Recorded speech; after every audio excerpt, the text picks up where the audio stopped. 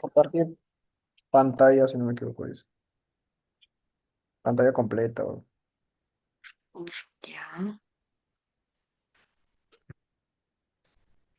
Sí, share, mm, listo. Acá.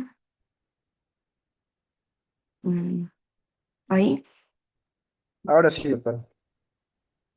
Sí, dime. A ver que se mueva. Y así se mueve, ¿no?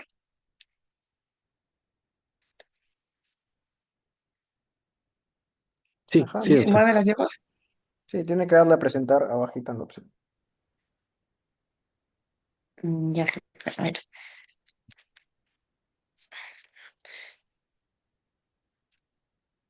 Ya. Ya, Sí, ahora se sí. están pasando, ¿no? Sí, sí, doctor. Ya, chévere. Ya, chicos, en unos minutos voy a pasar lista mientras vamos comenzando, mientras van ingresando, ¿ya? A ver. El PIT es una clase bien amplia, ¿ya? Si escuchan maullar algo es mi gato que llora en la puerta. Eh, Esta clase es bastante amplia, ¿ya? He intentado sintetizar algo que les vaya más que todo a servir para identificar, ¿no? Identificar, encontrar que realmente hay una imagen anormal porque las enfermedades pulmonares intersticiales, se van a sospechar con la clínica, se van a sospechar con la radiografía. Si es que tiene alguna enfermedad, por ejemplo, del tejido conectivo y alguna clínica sugerente de un problema pulmonar, se va a sospechar, pero el diagnóstico se va a hacer con la tomografía. ¿Ya? Entonces, vamos a ver bastante de tomografía, más que todo qué criterios utilizamos para identificar los tipos de patrones que vamos a encontrar en una enfermedad intersticial. Pero primero, a manera de preámbulo, vamos a dar algunos conceptos. Sí se me oye bien, ¿no? Sí, sí, sí, doctor. Ya, a pesar del gato. A ver, las enfermedades intersticiales entonces son un grupo heterogéneo que va a comprender a más de 200 entidades que van a tener, por lo general, un curso crónico, ¿ya? Algunas pueden manifestarse de forma aguda, más que otras, subagudas, y la mayoría son crónicas en realidad. Como ahí resaltan, no todas son iguales, ¿ya? La clínica por lo general sí es bastante similar, sin embargo, las imágenes nos van a orientar más que todo cuál es la etiología. El tratamiento y el pronóstico van a depender entonces de cuál es la etiología de esta enfermedad intersticial, remarcando la importancia del diagnóstico y la clasificación exacta en la cual vamos a definir al paciente, ¿no? Entonces, todos conocemos o hemos escuchado, ¿no? Alguna vez la denominación inexacta de fibrosis pulmonar, ¿no?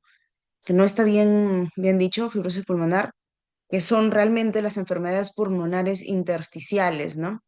Que van a afectar, como bien dice su nombre, el intersticio, ¿no? Este espacio entre el saco alveolar, entre el alveolo y el vaso sanguíneo. El intersticio es el que va a estar afectado y se caracteriza por inflamación y o fibrosis, ¿no? Como podemos ver en la imagen de la derecha, vemos nuestro conocido lobulillo secundario, que tiene partes, ¿no? Que tiene una arteria, que tiene vena, que tiene bronquio, pero lo importante para esta patología es el espacio interlobular, ¿ya? Que lo podemos, no sé si se puede hacer como un, creo que sí, ¿no? Como un puntero.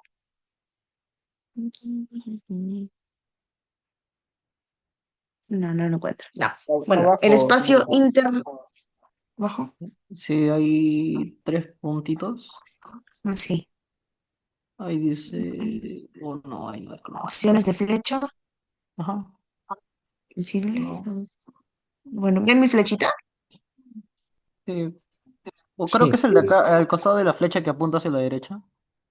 ¿Qué dice ahí? Ah, sí, Ahí está, puntero puntero láser. láser. Ya, gracias. Entonces, este es el lobulillo secundario, ya la unidad funcional del pulmón. Tenemos acá, por ejemplo, el espacio o el septo interlobulillar entre lobulillo, ¿ya? También hay, bueno, afectación tanto interlobular, ya lo vamos a ver más adelante, intralobular, ¿no? Dentro del lobulillo, y esas son las alteraciones que vamos a poder ver en las imágenes también. Y ya anatomopatológicamente vemos, ¿no? Este engrosamiento que hay entre los lobulillos, ¿no? Entonces, nuevamente con el lobulillo secundario, ya lo que se ve afectado es el espacio, ¿no? Que hay entre lobulillos y también hay afectación dentro, ¿no? Entonces, el intersticio pulmonar patológico puede ser de tres tipos: de tipo axial, parenquimatoso y periférico. El de tipo axial va a rodear los haces broncovasculares en los casos de, por ejemplo, la linfangitis carcinomatosa, ¿no? Un cáncer diseminado, ¿ya? La sarcoidosis y el linfoma puede incrementar o dar una patología a nivel del intersticio axial. A nivel parenquimatoso, lo que va a rodear el parénquima, también una linfangitis carcinomatosa, la sarcoidosis, silicosis, neumonitis por hipersensibilidad, neurofibromatosis, drogas, vasculitis, y la que son a nivel periférico, que va a estar adyacente a lo que es la pleura, también las linfangitis carcinomatosas, sarcoidosis, fibrosis pulmonar idiopática, un pulmón reumatoideo y el pulmón esclerodérmico. Esa es manera de introducción. Entonces, ¿qué es una enfermedad pulmonar difusa, no? Puede ser que abarque, o mejor dicho, comprometa al intersticio, a los alveolos, a los bronquiolos y a los capilares, pero en el caso de la fibrosis o la enfermedad pulmonar intersticial, pues obviamente va a afectar al intersticio, ¿no? Pero también es una enfermedad difusa la que afecta a los alveolos y en este caso podremos ver una neumonía, o si es que afecta a los bronquiolos, una panbronquiolitis difusa, o si afectase a los capilares y vasos, una vasculitis, ¿no? Pero nosotros vamos a encargarnos hoy día de lo que es el intersticio. Entonces vemos acá esta imagen de patología, ya un corte de parénquima pulmonar, y vemos que tenemos paredes bien delgadas, ¿no? Las paredes alveolares son bien delgaditas y más que todo vemos contenido pues aéreo, ¿no? Que más imágenes de colágeno o como hemos visto otro tipo de imágenes también. Y en la imagen, bueno, también está presente el bronquiolo, el vaso, ¿no? A diferencia de esta imagen, ¿no? Podemos ver que hay bastante compromiso, ¿no? Colágeno, fibrosis. Estas áreas, por ejemplo, son áreas más normales, pero viene esta zona de acá, ¿no? Está con bastante compromiso, está con incremento de lo que es el colágeno, fibra, celularidad y generan la patología, ¿no? La enfermedad intersticial. Entonces, ¿cuál es más o menos la distribución de las enfermedades intersticiales, no? Como les dije, hay 200 causas, sin embargo, obviamente no vamos a revisar todas, no vamos a ver todas en la clínica del paciente, o mejor dicho, cuando veamos un paciente no vamos a pensar en absolutamente las 200 clases, pero al menos tenemos que conocer las principales y diferenciar entre las principales y saber qué es lo que debemos buscar para diferenciarlas, ¿no? Entonces tenemos, por ejemplo, entre las más comunes, la fibrosis pulmonar idiopática. Idiopática es su nombre, o sea, no tiene causa, ¿ya? Las neumonitis por hipersensibilidad. Esta de acá, CTD, es enfermedad de tejido conectivo, ¿ya? Enfermedad pulmonar intersticial asociada a tejido conectivo, que también tiene un 20%.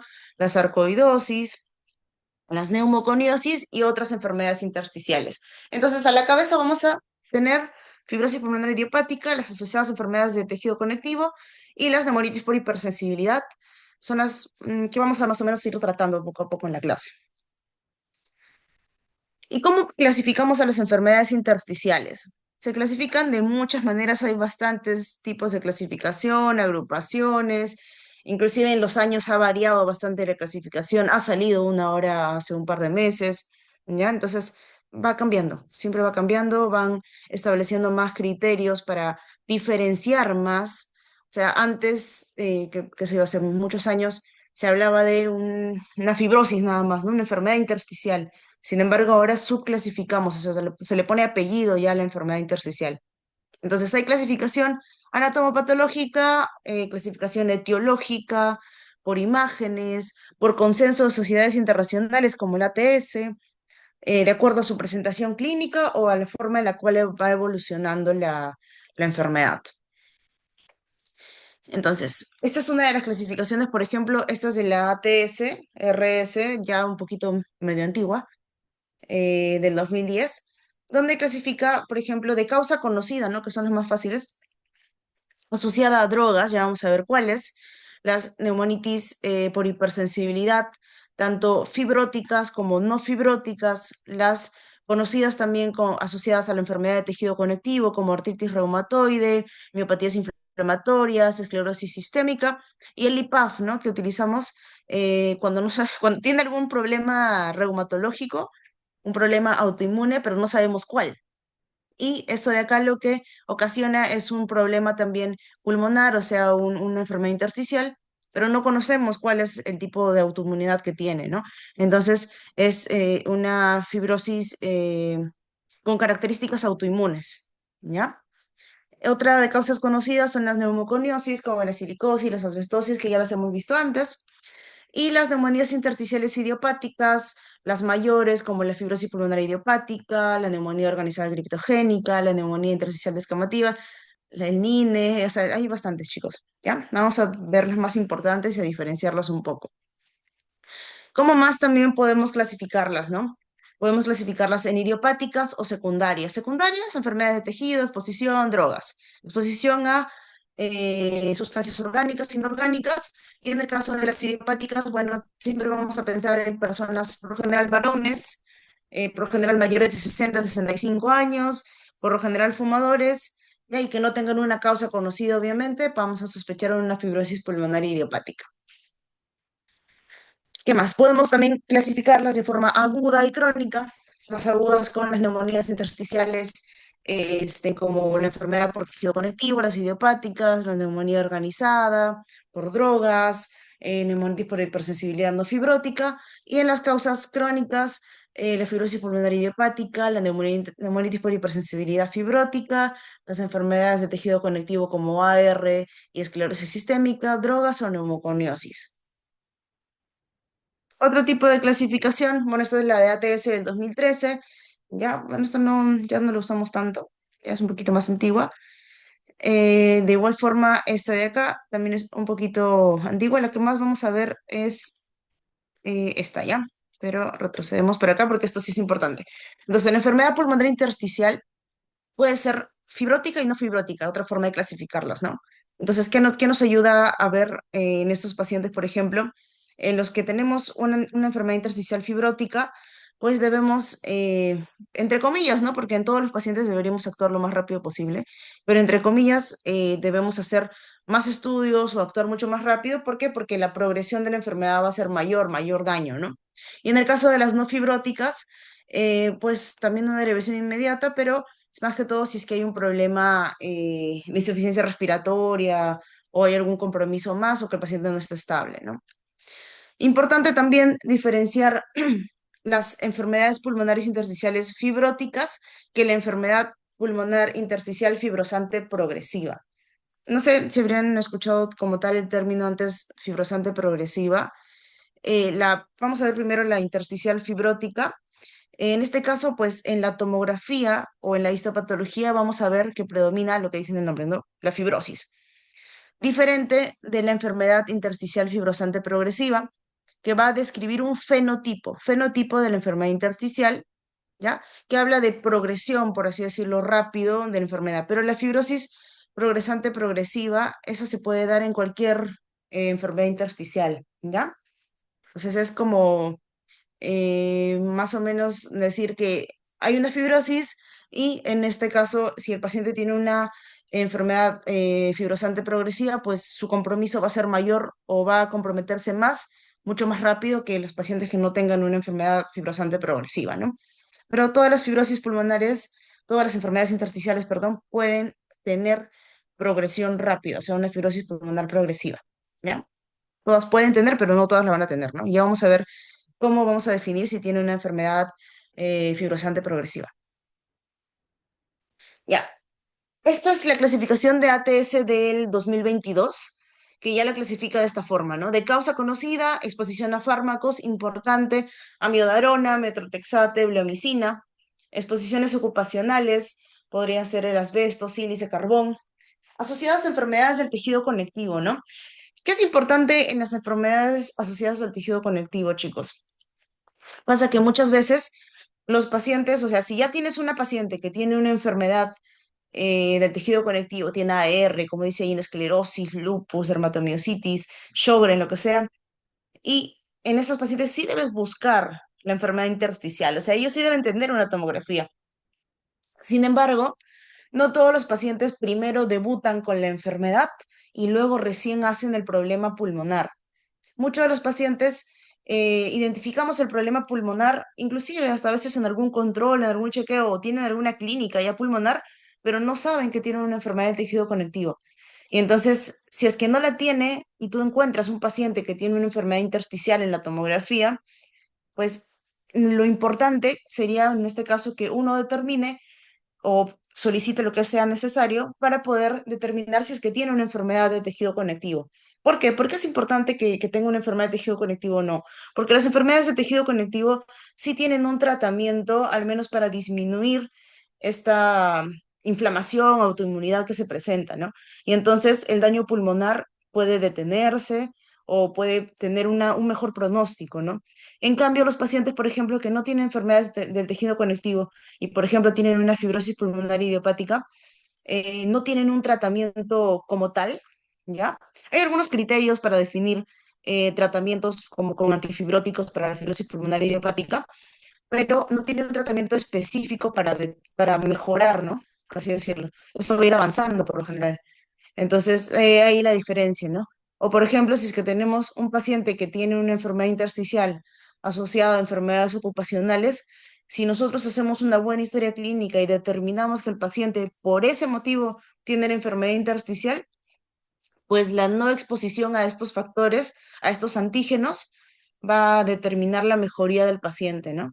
Entonces, por eso es importante intentar lo más posible para encontrar una etiología, ¿no? Que muchas veces no se obtiene, como vimos al inicio de las diapositivas. Bueno, otras de causa conocida por radiación. La otra clasificación es por enfermedades pulmonares intersticiales difusas idiopáticas, que ahí se encuentra la fibrosis pulmonar idiopática, ya los patrones, ¿no? Como NINE, neumonía organizada criptogénica, descamativa, neumonía intersticial aguda, bronquiolitis respiratoria con enfermedad intersticial, todos los nombres súper raros, ¿no? Las enfermedades intersticiales granulomatosas, vamos a tener en este caso la sarcoidosis, las neumonitis por hipersensibilidad y las otras formas poco frecuentes, ¿no? La cistocitosis de células de Langerhans, la linfangioleiomyomatosis y la amiloidosis. Ya, entonces, este es el cuadrito como que más amigable para más o menos esquematizar cuáles son las causas o las etiologías de las enfermedades intersticiales. En este caso, diferentes a fibrosis pulmonar idiopática, ¿no? Y no va a estar incluida en este cuadro. Tenemos aquí las neumonías intersticiales idiopáticas, ¿ya? Podemos ver las neumonías intersticiales no específicas idiopáticas, las neumonías organizadas criptogénicas, neumonía intersticial linfoide, ¿ya? En este caso asociadas a conectivopatías, ¿no? Como dice acá, el área asombrada representa la proporción estimada de pacientes. Entonces, vemos, por ejemplo, que los pacientes con esclerosis sistémica pues van a tener más enfermedades intersticiales, luego le sigue la R, las enfermedades mixtas del tejido conectivo, las miopatías inflamatorias, Sjögren, vasculitis, lupus, ¿ya? Estas a la cabeza más que todo la esclerosis sistémica y el AR. Secundaria, exposiciones, neumonitis por hipersensibilidad, ¿no? ¿A qué me expongo? Qué sé yo, crío aves, vendo gallinas, ¿no? Tengo muchas aves, o tengo moho en la casa, ¿no? Son cosas que a veces, chicos, no identificamos y son cosas que se deben preguntar al menos en un paciente con fibrosis pulmonar, ¿ya? Inclusive hay historias clínicas dirigidas para la fibrosis pulmonar. Bueno, en el hospital los chicos que están yendo, no sé si es que los médicos que están haciendo sus rotaciones les hayan enseñado la historia clínica exclusiva para la fibrosis. Ya, pero tiene como 5 hojas que solamente son preguntas que nos van a ayudar a identificar cuáles pueden ser la etiología, ¿no? Porque a veces tenemos neumonitis por hipersensibilidad y ya quitando la exposición del paciente, dando corticoides, en algunos casos inmunosupresores, pues el paciente va a mejorar bastante, ¿no? Entonces, ¿qué más?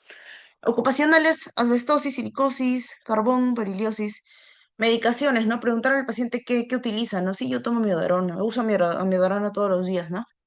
Ya ahí nos puede hacer sospechar de una de las causas. He recibido radioterapia, algunos usos de otro tipo de drogas ilegales, uso infecciosas. También hay las que son, ese es otro campo bastante grande, ¿ya? Las que son las enfermedades intersticiales difusas de tipo quística, ¿ya? Tenemos la leucocitosis de Langerhans, la linfoproliferativa, la linfangioleyomamiatosis, la proteinosis y también la sarcoidosis, que es un grupo importante, ¿no? La cosa es buscarlos. Ya, chicos, creo que ahorita sí, no sé cómo te sale, ya. Ahora sí llamo lista, ¿ya? Porque si no me voy a olvidar. ¿Cómo abro otra vez el Zoom?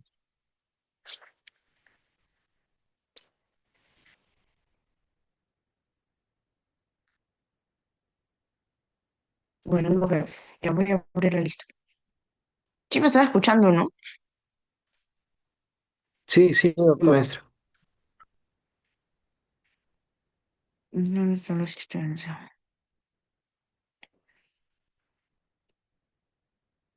Ay, es 15.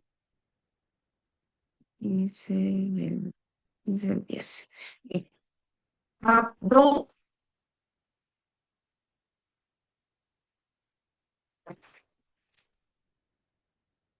ya.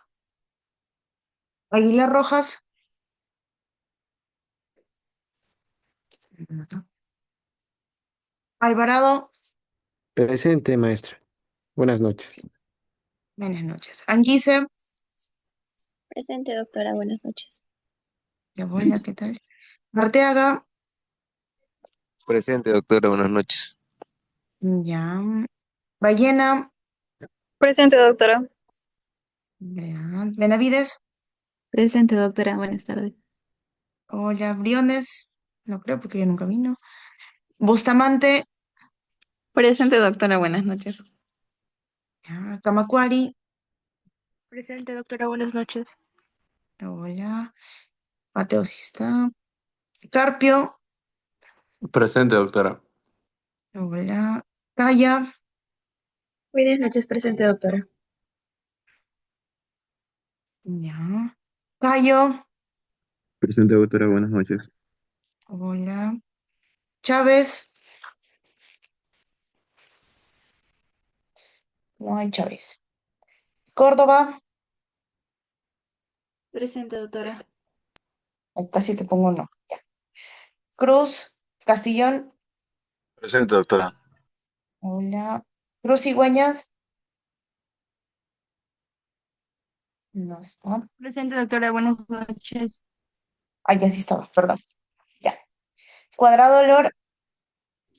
Presente, doctora, buenas noches. Doctora, disculpe. Aguilar Rojas está presente. A ver, ya. Ya te puse Aguilar. Esteban Añasco.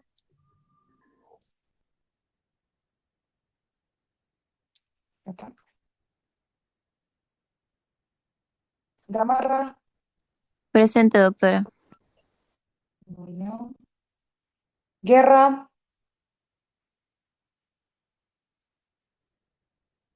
Herrera. Laime.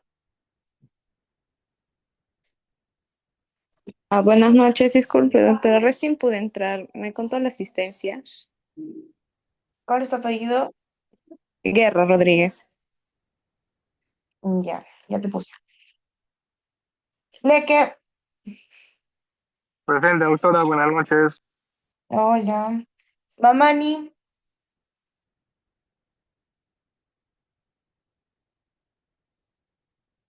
Marca. Presente, doctora. Buenas noches. Hola. Mechato. Presente, doctora, buenas noches. Hola. Molina.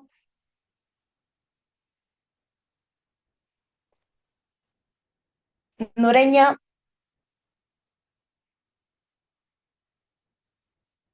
Oruna.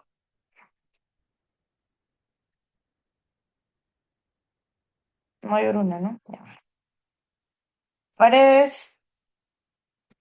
Presente, doctora. Hola. Pinedo.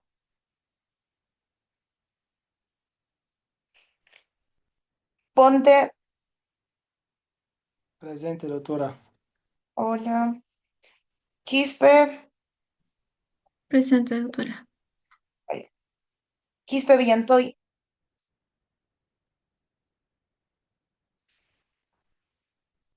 Romero Yauri. Presente, doctora. Hola. Santa Cruz. Doctora presente, Santa Cruz. Ay, ya, sí te pongo no. A ver. Sarmiento. Presente, doctora.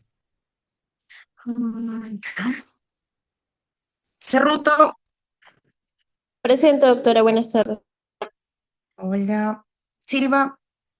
Presente, doctora. Ya está. Tello. Ay, Tello. Valencia.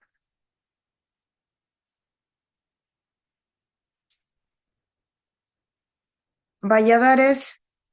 Presente, doctora. Buenas noches. Hola. Vázquez. Presente, doctora. Hola. Vela. Presente, doctora. Ya. Villar.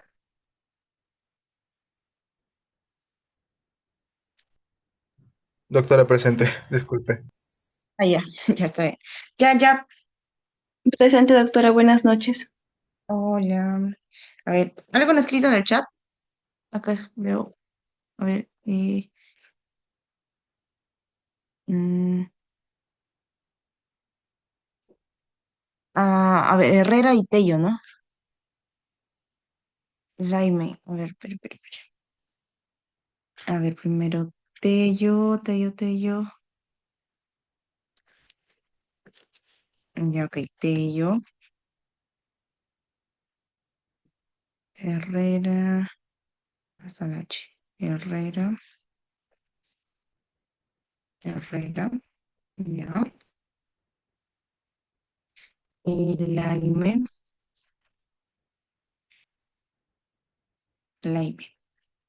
¿Y qué más? Mamani Torpoco. Mamani Torpoco.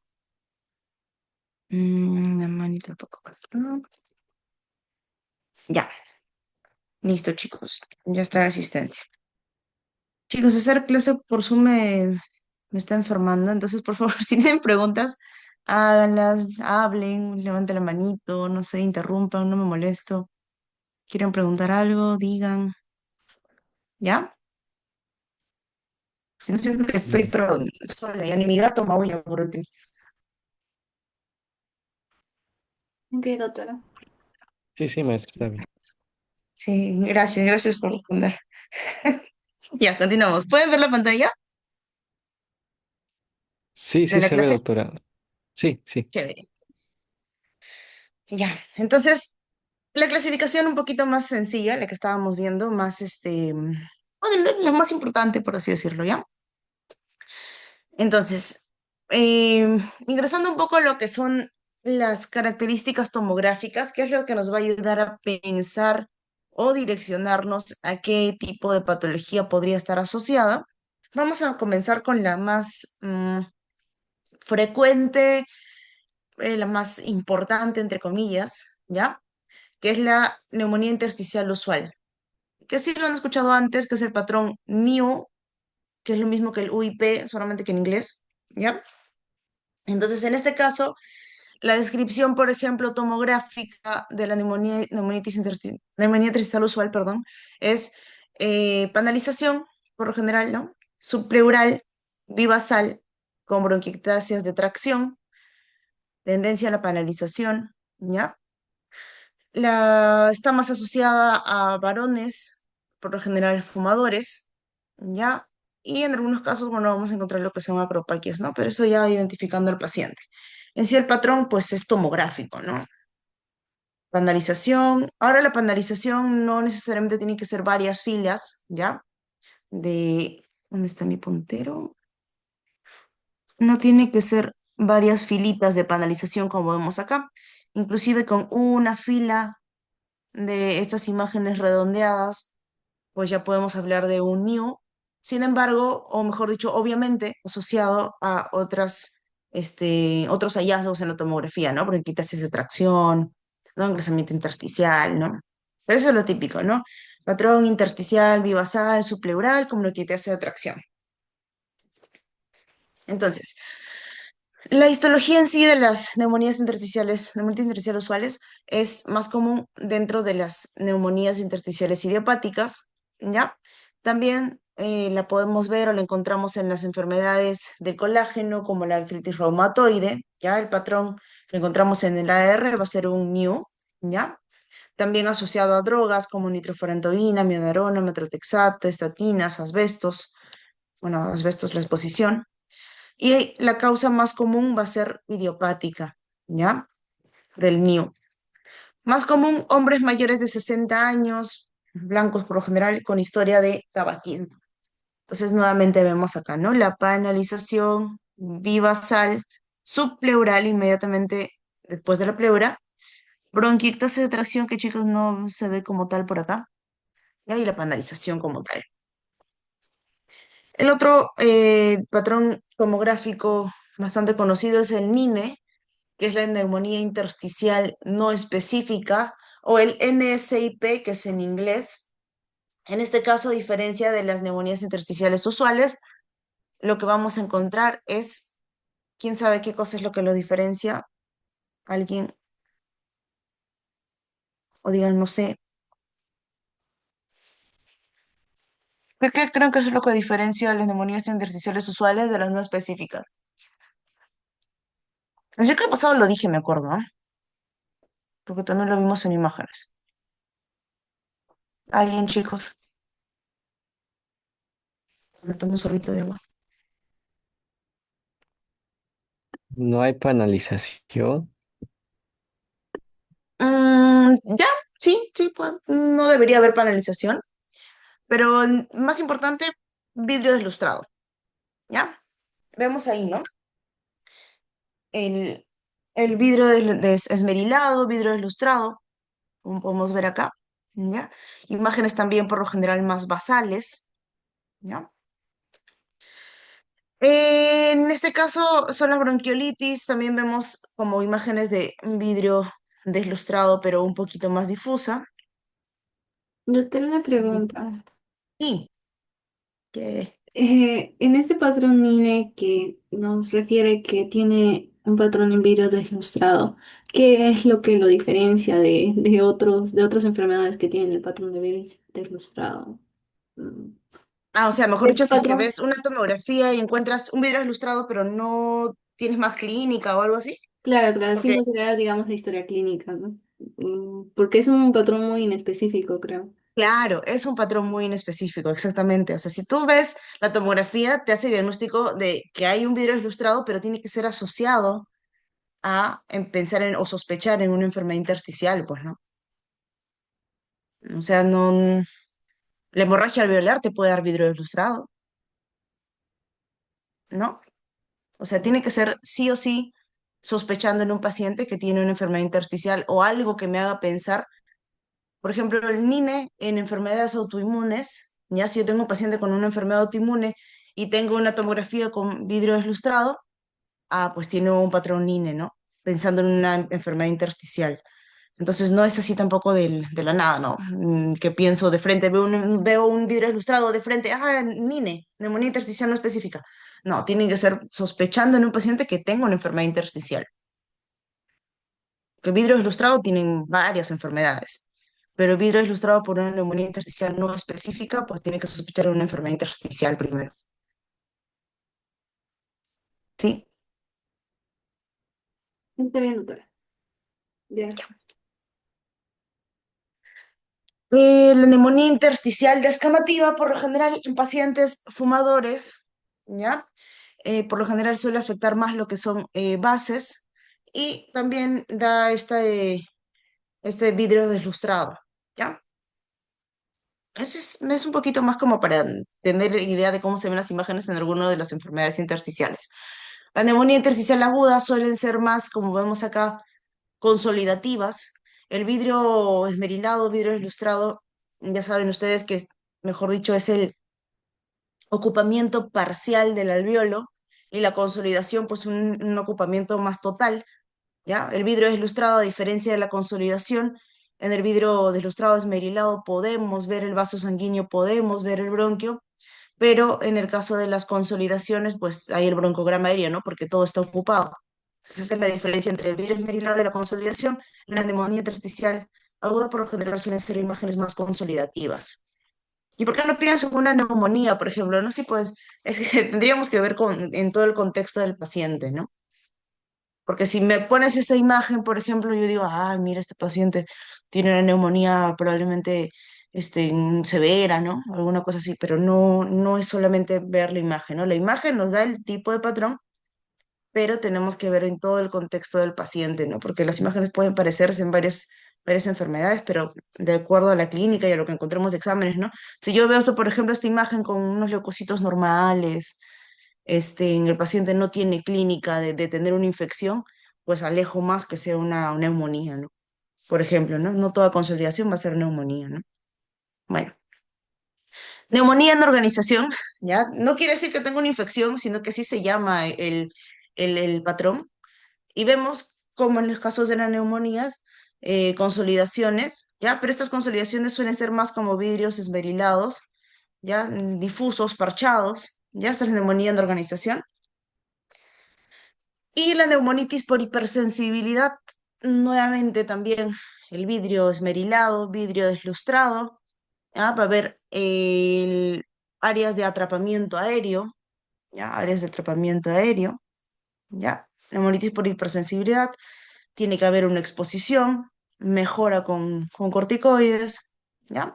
Bueno, igual lo vamos a ver más adelante, solamente para dar una pincelada de cómo se ven las imágenes.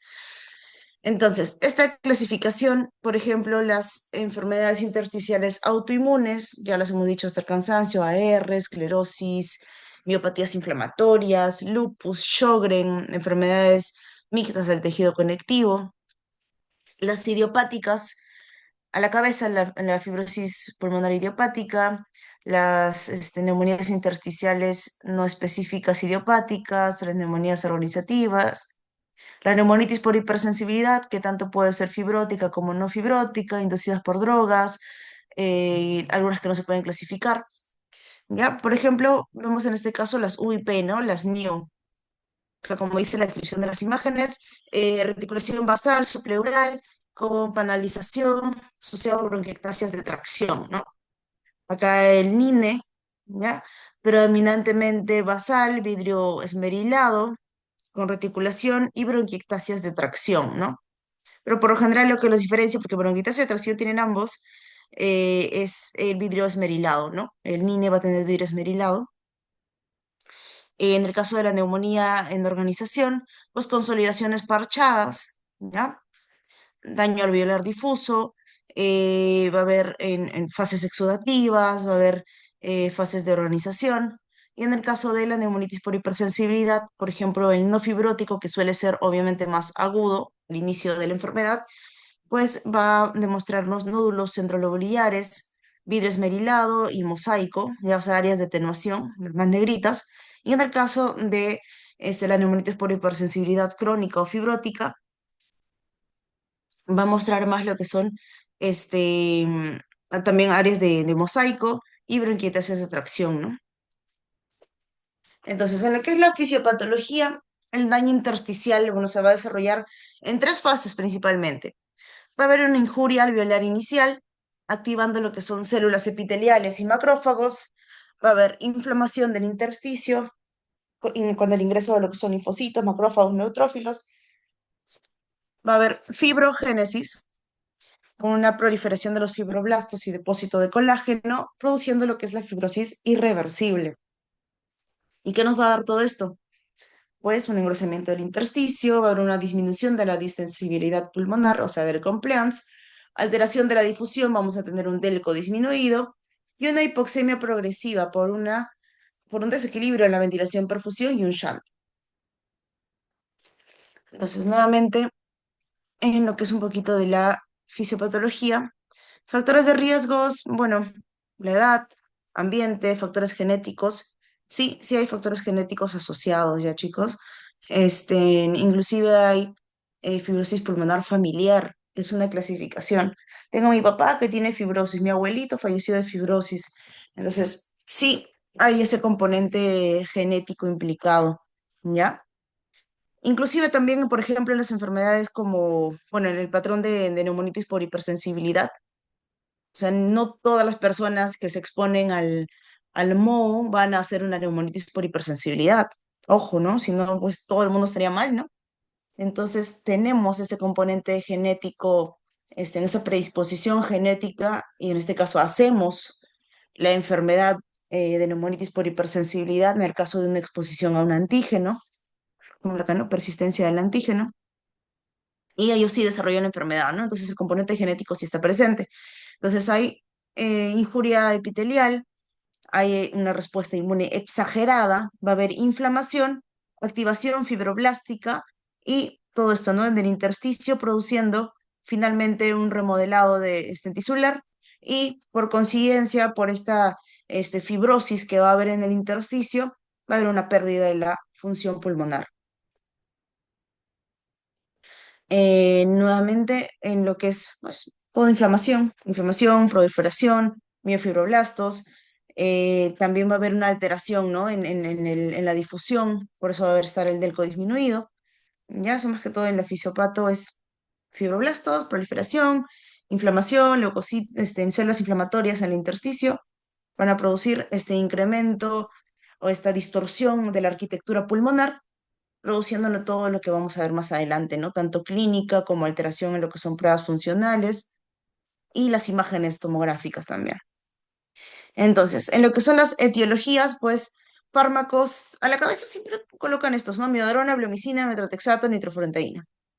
Ocupacionales, pues si es que estamos expuestos al asbesto, al sílice, al carbón, enfermedades autoinmunes, AR, esclerosis, lupus, Sjögren, las idiopáticas, el FPI, NINE, NOC, granulomatosas como neumonitis por hipersensibilidad y otras mucho más raras, el LAM, que es la linfangioliomatosis, histiocitosis, ¿sí? Un poquito más raras. ¿Qué más tenemos que ver o, mejor dicho, estar atentos en un paciente con una enfermedad intersticial? Las comorbilidades que este paciente pueda tener. Ya vamos a ver por qué. Entonces, un paciente con EPIT y tiene reflujo gastroesofágico, pues va a disminuir la calidad de vida del paciente, ¿no? Inclusive, un reflujo gastroesofágico severo por injuria puede producir un problema intersticial, sí. Las infecciones, por ejemplo, ya en un paciente que tenga una enfermedad pulmonar intersticial, van a disminuir cuantas más infecciones tenga, van a disminuir más la capacidad pulmonar que pueda tener. Y muchas veces en estos casos también las infecciones pues van a ser un poquito difíciles de identificar, ya que vamos a tener una alteración estructural en las imágenes, por ejemplo, de un paciente, pero obviamente nos vamos a tener que apoyar de otras cosas, ¿no? De analítica, de cultivos, ¿no? Y todas las infecciones que pueda tener un paciente con enfermedad intersticial, pues van a ocasionar un deterioro, ¿no? En su función pulmonar. Siempre comorbilidades son importantes. La hipertensión pulmonar, como vimos en las clases anteriores, pues en algunos casos la hipertensión pulmonar pues tiene tratamientos, ¿no? Y una de las causas que vimos también era el EPIT. Cáncer, puede haber un paciente con fibrosis que tenga cáncer, sí, obvio, ¿no? Obviamente va a ser mucho más difícil el diagnóstico por la alteración estructural que va a tener el paciente. Sin embargo, vamos a poder apoyarnos, por ejemplo, del PET-CT en el caso de que se tendría disponible para poder ver si es que hay alguna imagen activa de neoplasia. Síndrome de apnea obstructiva del sueño también va a deteriorar aún más la función pulmonar en un paciente con enfermedad intersticial. Depresión bastante asociada en los pacientes con fibrosis, insuficiencia cardíaca, ¿no? Entonces, podemos ver que hay varias manifestaciones o comorbilidades que puede tener un paciente con enfermedad intersticial que pueden inclusive desmejorar esta enfermedad, ¿no? Y es por eso que es importante, por ejemplo, los comités multidisciplinarios para poder tratar a los pacientes que tienen enfermedad intersticial, porque no solamente se trata de neumo, ¿no? Se trata de cardio, se trata de, bueno, más que todo es cardio, imágenes, en anatomía patológica son los que suelen, y psiquiatría, psicología, ¿no? ¿Por qué? Porque obviamente el paciente en algún momento va a tener en algunos casos, ¿no? Tanta necesidad de oxígeno, tanta disfunción pulmonar, que pues estos pacientes la pasan bastante mal, ¿no? Imagínense no poder, este, respirar o estar todo el tiempo en una sola posición porque si no se agitan, ¿no? Pacientes que me imagino deben haber visto también en el hospital, con pacientes con bastante pérdida de peso, de saturación, les da ansiedad, la falta de aire, ¿no? Entonces el manejo emocional también tiene bastante carga, ¿no? Bueno, entonces, ¿por qué son importantes las comorbilidades en el caso de los pacientes con EPIT? Porque es importante para la sobrevida, ¿ya? Por ejemplo, vemos número de comorbilidades. En este de acá tenemos 0 comorbilidades, vemos que les va mucho mejor a nivel de la sobrevida en el tiempo, ¿ya? Que a los pacientes que tienen más comorbilidades, que es este de acá, ¿no? Entonces, sí es importante las comorbilidades, el tratamiento de las comorbilidades y qué más podemos hacer por el paciente para incrementar la sobrevida, ¿no? Sí. Ya, por ejemplo, esto es más que todo por el ente infeccioso. Este es el caso de un paciente de 55 años con un antecedente ya de una fibrosis pulmonar idiopática que le realizaron por biopsia. Y bueno, tenía una disnea de una semana de evolución. Gianella, ya está cargado tu iPhone. Disnea de una semana de evolución, ¿ya? Y vemos, por ejemplo, que estas eran las imágenes iniciales del paciente y le toman un control y ven estas imágenes, ¿no? Un deterioro bastante evidente y se preguntan, ¿no? ¿Realmente es un deterioro de la enfermedad o qué ha sucedido con el paciente, ¿no? Vemos que en la tomografía hay un aumento del compromiso intersticial, pero también encontramos algo importante, ¿no? Parámetros inflamatorios bajo el ingreso. Entonces, probablemente sí sea, ¿no? Un deterioro de la enfermedad. Como dice acá, ¿no? Se piensa en una exacerbación idiopática de su fibrosis, pero se le realiza un cultivo por lavado bronquialveolar y da positivo Streptococcus pneumoniae, ¿no? Le dan tratamiento con su antibiótico y le hacen un control tomográfico donde nuevamente vemos que regresan las imágenes a como las primeras más o menos, ¿no? Entonces, en este caso había una infección sobreagregada, ¿ya? Esos pacientes por lo general no suelen hacer tanta leucocitosis y más, ¿ya? Pero en este caso nos apoyamos, por ejemplo, del cultivo, ¿no? Como cualquier persona, los pacientes con fibrosis pues pueden tener alguna infección sobreagregada. Los patógenos suelen ser los mismos, los más comunes, ¿no? Ya sabemos, neumococo, estreptococo pneumoniae, Haemophilus influenzae, Moraxella catarrhalis, los más comunes de siempre, ¿ya? ¿Qué más? ¿Qué más es importante? El reflujo. En este caso, el reflujo y la aspiración oculta de contenido digestivo está implicado también en la etiopatogenia, como les digo, puede haber por reflujo en enfermedades intersticiales y también progresión de la fibrosis pulmonar idiopática. También estos de acá van a tener mecanismos patogénicos que van a involucrar la disminución de la distensibilidad del pulmón y consiguientemente un aumento de la presión negativa intratorácica durante la inspiración. Pero todos los pacientes con reflujo gastroesofágico deberían tratarse en el contexto de un EPIT, ¿no? Estamos hablando del contexto de un EPIT. No, no necesariamente, ¿ya? Porque al tratar por ejemplo, con inhibidores de bomba de protones, pues vamos a tener esta alteración en la acidez gástrica, ¿ya? Y puede prevenir más infecciones y más. Entonces, no hay guías que avalen que debería sí o sí tratarse la enfermedad por reflujo en los pacientes con EPIT, pero sí debería tratarse en los casos de los pacientes que tienen una alteración de la calidad de vida por esta comorbilidad, ¿no? Idealmente, ¿qué se debería hacer si es que no vamos a darle un tratamiento o vamos a darle un tratamiento igual, pero debemos tener en contexto lo que son los cambios del estilo de vida, que coma temprano, que tenga el respaldo de la cama levantado, acostarse 3 horas post comida, evitar alimentos pues, muy copiosos, en algunos casos la necesidad de inhibidores de bomba y en algunos casos cirugía, ¿no? Pero no es algo a lo que finalmente se llegue, ¿no? A menos que realmente altere la calidad de vida del paciente. ¿Qué más? La hipertensión pulmonar, ya hemos hablado de la hipertensión pulmonar, esta que es por enfermedad intersticial, bueno, se va a clasificar en el grupo 3 de los tipos de hipertensión pulmonar, según la clasificación.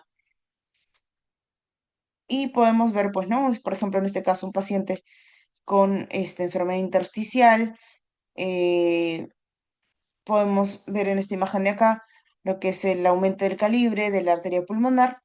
Inclusive está bastante incrementado ya en los casos de hipertensión pulmonar. En el caso de ay, en cáncer de pulmón, también, bueno, en pacientes con fibrosis pulmonar idiopática, la prevalencia va entre un 4,4 a un 9,8% que presentan un cáncer de pulmón. Tiende a localizarse en bases periféricas y acorde a la ubicación de la fibrosis pulmonar.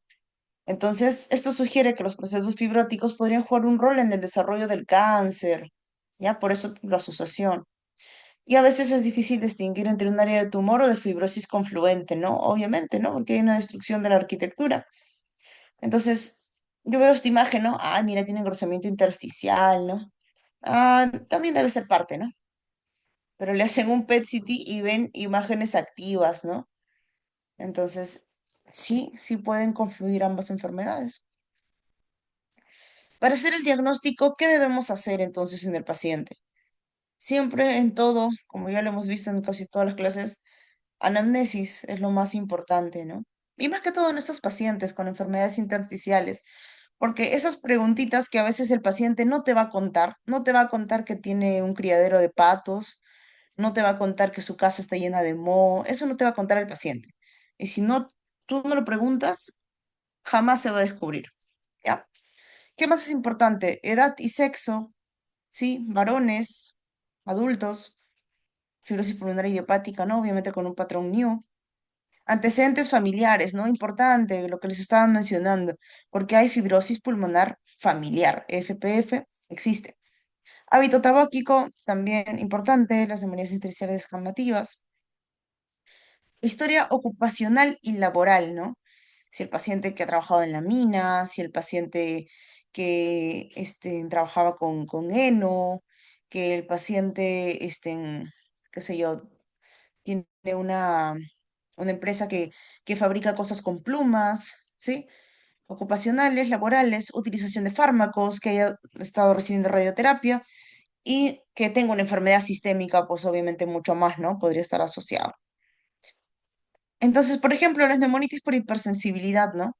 Como vemos, inclusive hay neumonitis por hipersensibilidad ya clasificadas por neumonitis como por hipersensibilidad por el heno, hay también por estos cubrecamas, ¿no? Que tienen plumitas, todas las aves, los canarios, gallinas, todas las aves que podamos estar frecuentando, pues pueden producir los neumonitis por hipersensibilidad, el moho de las paredes, ¿sí?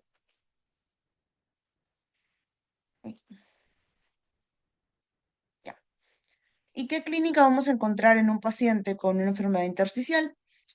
Pues los síntomas principales ya los conocemos a la perfección, una disnea progresiva. Por lo general, inicia una disnea de esfuerzo, ¿no? Antes normalmente caminaba 5 cuadras, ahora me canso a las 2 cuadras, ¿no? Subiendo escaleras, vivo en el quinto piso, hace 2 años subía con normalidad y ahora pues no llego ni al primer piso, que va progresando y finalmente se convierte en una disnea al reposo, ¿no? Tos seca, persistente.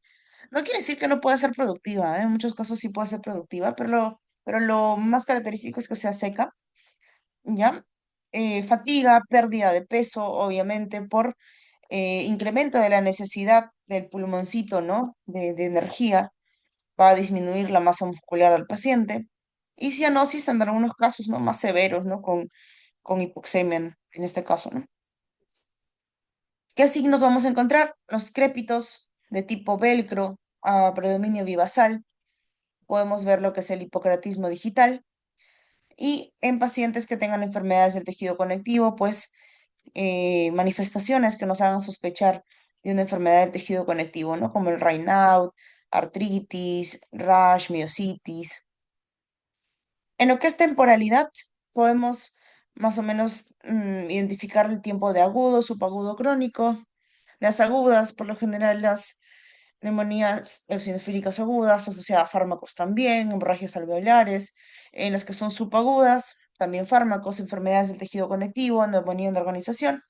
Y las crónicas, la fibrosis pulmonar idiopática, neumonitis por hipersensibilidad, tejido conectivo, sarcoidosis, fármacos, más que todo por la temporalidad en la cual se van a presentar. En, en el caso, por ejemplo, de los pacientes o personas sanas, normalmente ya una saturación entre 96, 98, hasta a veces un poquito más, con una membrana alveolo capilar normal, en una persona sana, en una actividad normal, vamos a saturar más o menos por ahí, ¿no? Si es que persona sana hace una actividad física con una membrana alveolo capilar normal, va a incrementar la saturación periférica, ¿ya? ¿Por qué? Por necesidad, pues, ¿no?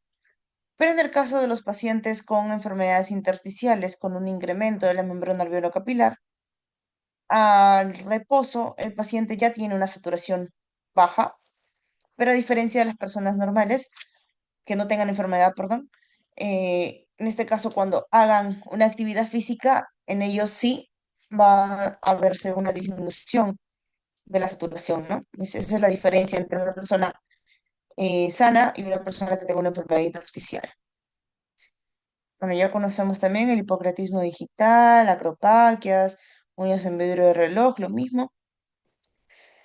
En este caso, por ejemplo, también qué debemos buscar en la clínica de un paciente, ¿no? Como les digo, buscar asociación a lo que son enfermedades del tejido conectivo. Si vemos un paciente que llega en el consultorio y ectoscópicamente evidenciamos alguna manifestación, o nos manifiesta alguna cosa diferente en él, pues sospechar o buscar, mejor dicho, otras que podrían estar asociadas para identificar una etiología, ¿no? O sea, una enfermedad. Por ejemplo, afectaciones dérmicas, ¿no? Si tenemos un eritema nodoso, si es que tenemos manchas café con leche, si tenemos nódulos de artritis, si tenemos exantema en heliotropo, si es que tenemos escleritis, queratoconjuntivitis, bueno, son diagnósticos oftalmológicos. Si es que tenemos miositis, artritis, si es que tenemos otros tipos de manifestaciones ya, ¿no? Síndromes nefróticos, glomerulonefritis, entre otros, podemos más o menos asociar a una enfermedad del tejido conectivo o enfermedades asociadas a enfermedades intersticiales, ¿no? ¿Qué más? Entonces, esto más o menos es un algoritmo de las enfermedades intersticiales. Primero, siempre la historia y el examen físico, ¿no? Debemos realizar principalmente una radiografía de tórax. Nos ayuda a sospechar, pero no nos ayuda a hacer el diagnóstico definitivo de una enfermedad intersticial. Pero si es que tenemos clínica, si es que tenemos historia o algo que nos haga sospechar, podemos inclusive enviar una tomografía inmediata, ¿sí? No necesariamente una radiografía, pero si es que todavía hay un poco de duda o no sé, no hay la capacidad de poder realizar una tomografía, pues con una radiografía al menos podríamos ayudarnos. Pruebas funcionales como la espirometría, recordemos que en las enfermedades intersticiales la espirometría va a tener un patrón restrictivo, ¿no? Y confirmamos la enfermedad intersticial con el estudio tomográfico. Deberíamos, de acuerdo al patrón, de acuerdo a la clínica, por ejemplo, un paciente con un NIU que tiene eh, artritis en manos, ya podríamos ya solicitar de primera instancia exámenes serológicos, ¿no? También, por ejemplo, en pacientes que te conversen de una exposición específica, podemos solicitar algunos antígenos, o mejor dicho, anticuerpos, para poder ver si es que ha habido alguna exposición. Y debería hacerse un comité multidisciplinario, ¿no? Para ver si es que realmente encaja, no para hacer el diagnóstico, ¿no? Más que todo en los casos de dudas. Si tenemos un diagnóstico confirmado, pues deberíamos, ahorita vamos a ver esos pasos, pero si es que no tenemos confirmado el diagnóstico, podríamos realizar una broncoscopía para ver diferenciaciones celulares. Si es que tenemos la posibilidad de hacer una criobiopsia, genial, vamos a tener tejido pulmonar para estudiar e identificar cuál es el patrón que encontremos.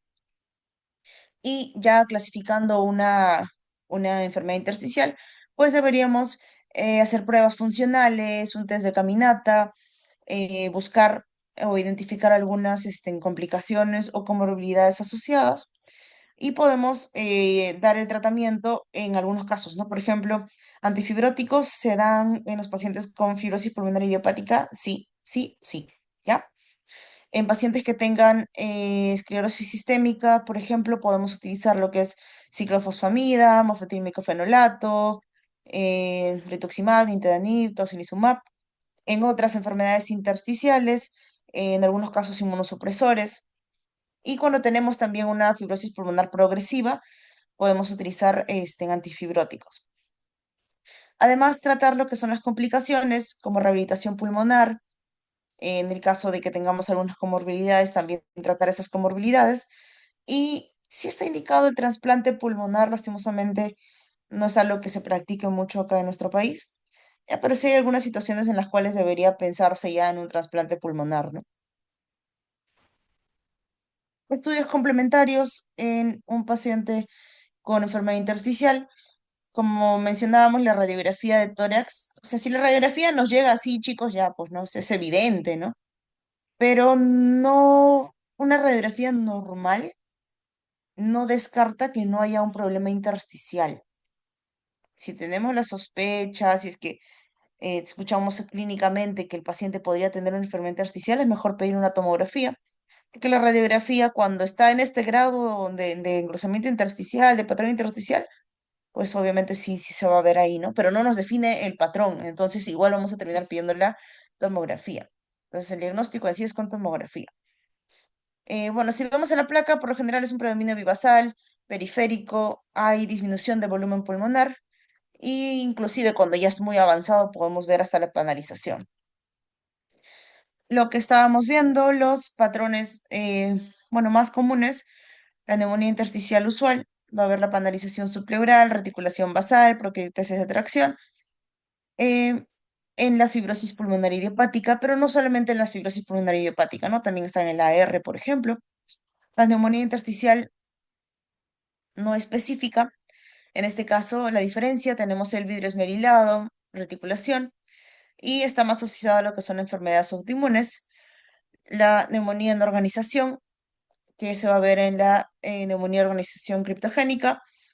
En el caso de patrones de hipersensibilidad, vamos a encontrar lo siguiente, ¿no? Mosaico, atrapamiento aéreo, nodulillos centrolobulares en una neumonitis por hipersensibilidad.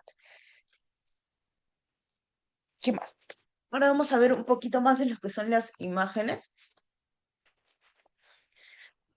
Nuevamente, el lobulillo pulmonar secundario, ya, con su arteria, su bronquio, los septos interlobulillares, sus linfáticos y el tejido conectivo circundante, ¿no?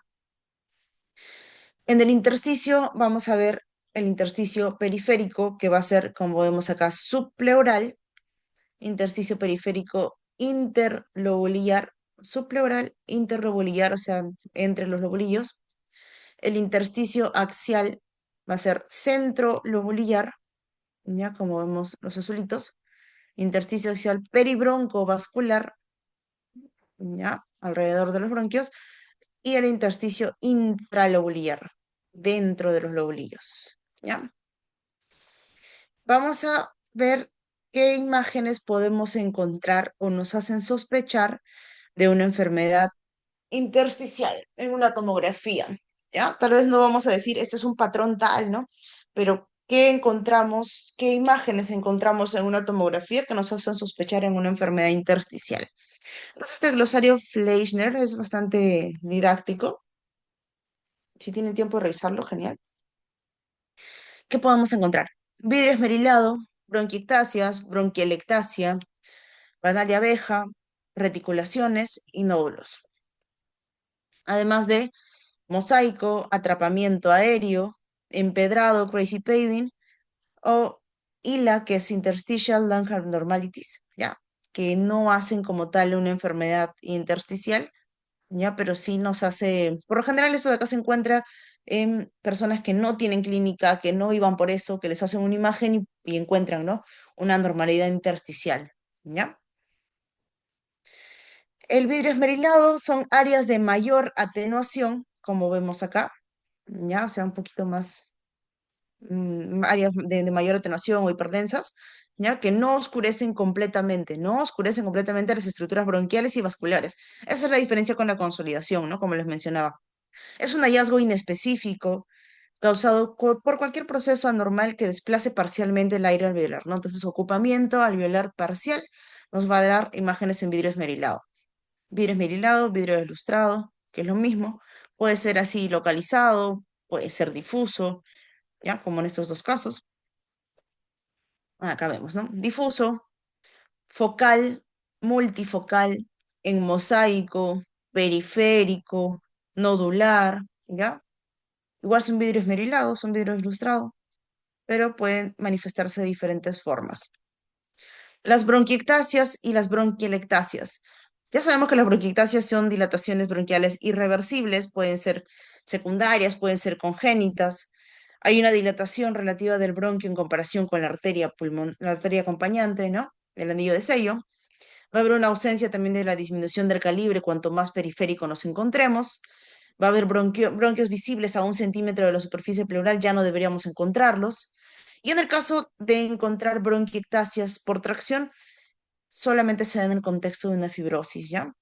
Tracción, ¿por qué? Porque alrededor va a haber este problema de colágeno, problemas de fibroblastos que van a traccionar al bronquio, ¿no? ¿Qué más vamos a encontrar? El panal, ¿no? Acá es muy evidente ya, ¿no? El panal de abeja. Destrucción del parénquima pulmonar. Vamos a encontrar espacios aéreos quísticos subpleurales de diámetros entre 3 y 10 milímetros, son pequeños, ¿ya? Hay que diferenciarlos, obviamente, de los quistes, en general subpleurales, de histocitosis, ¿ya? Ocasionalmente puede haber algunos de un poquito más tamaño que 10 milímetros. Por lo general, el panal se va a identificar en varias capas, como vemos más que todo acá, pero actualmente puede ser una sola capa si hay otros signos de fibrosis presentes, ¿no? Entonces nos puede ayudar a identificar no solamente que haya bastante panalización, sino inclusive una sola fila de panalización, pero otros signos tomográficos que nos hagan pensar en una enfermedad intersticial. Puede inclusive verse en una biopsia sin ser visible en una tomografía. Entonces, panal, ¿no? Acá es evidente las imágenes quísticas pequeñas, diferentes de un enfisema, ¿no? Pero se parece, no, la pared es más gruesa en el caso del panal, ¿ya? Que las bronquielectasias o que el edema superpuesto a un enfisema, ¿no? Son diferentes. Panal. ¿Qué más vamos a encontrar? Las reticulaciones, ¿ya? Son opacidades lineales que van a producir una imagen que va a simular una red, ¿ya? Opacidades lineales. Y los nódulos que no suelen ser tan específicos, ¿ya? Pero son nódulos, siempre van a ser menores de 3 centímetros o 30 milímetros. Pueden tener otros tipos de características, no pueden ser sólidas, pueden ser subsólidas, ¿ya? En vidrio esmerilado, como acá, ¿ya? O mixtos, ¿no? Y los nodulitos, por lo general, hay que identificar más que todo cuál es la distribución en la que encontramos los nódulos, ¿no? Pueden ser de forma aleatoria, centrolobulares o perilinfáticos, ¿no? Los perilinfáticos, por lo general, asociados a lo que son sarcoidosis, silicosis, linfangitis carcinomatosa. Los centrolobulares a neumonitis por hipersensibilidad, infecciones, bronquiolitis respiratoria. Y las aleatorias por micobacterias, infecciones miliares, TB, ¿ya? Hongos. El mosaico son áreas parchadas con regiones de atenuación normal y con otras de aumento de atenuación, ¿no? Más oscuro, más claro. Ese es el mosaico. Puede ser secundario en enfermedad obstructiva de la vía aérea pequeña, enfermedad vascular oclusiva, enfermedad intersticial multifocal o una combinación de ellas, ¿no? Entonces no es específico, ¿no? De la enfermedad intersticial, pero nos puede ayudar a sospechar. ¿Qué más? El atrapamiento, ¿no? En el caso del atrapamiento, sí necesitamos dos tomografías, ¿no? Una tomografía en inspiración y una tomografía en expiración. No podemos hablar de atrapamiento aéreo si no tenemos estos tipos de tomografía, ¿no? Entonces va a haber retención de aire en el parénquima pulmonar distal o una obstrucción pulmonar de la vía aérea. En expiración, vemos, ¿no? Es el mismo paciente. Entonces, pero en expiración se ven las áreas de atrapamiento, ¿no?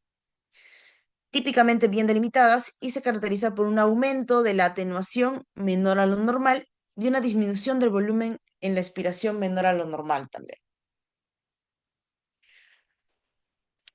Otro tipo de imágenes que podemos encontrar es el crazy paving o empedrado loco, que es lo mismo. Va a haber áreas focales de vidrio esmerilado, ¿ya? Con márgenes bien delimitados, bien definidos, dentro de las cuales puede identificar un engrosamiento septal, como vemos acá, por ejemplo. Engrosamiento septal es evidente. Y retículo intralobular en un patrón similar a esto, ¿no? Un empedrado. Y las interstitial lung abnormalities, ¿ya? Que es un hallazgo incidental, chicos. No tenemos que pedir una tomografía y no tenía nada el paciente y encontramos esto, ¿no? Un poco de reticulación, engrosamiento, ¿ya? Que va a ser potencialmente compatible con una enfermedad intersticial en pacientes en los que no se sospecha una enfermedad intersticial, o sea, de casualidad, ¿ya? Es un hallazgo en regiones no dependientes que afectan a más de 5% de una zona pulmonar, que puede incluir el vidrio esmerilado, reticulación, distorsión del parénquima, quistes no enfisematosos, panal y o bronquiectasias, ¿no? O sea, el paciente tiene características tomográficas de una enfermedad intersticial, pero no tiene clínica, no te manifiesta nada, o sea, no venía por eso. Un sorbito de agua. Quiero, a ver, un ratito. Ya estamos acabando, chicos, ya. No desesperen.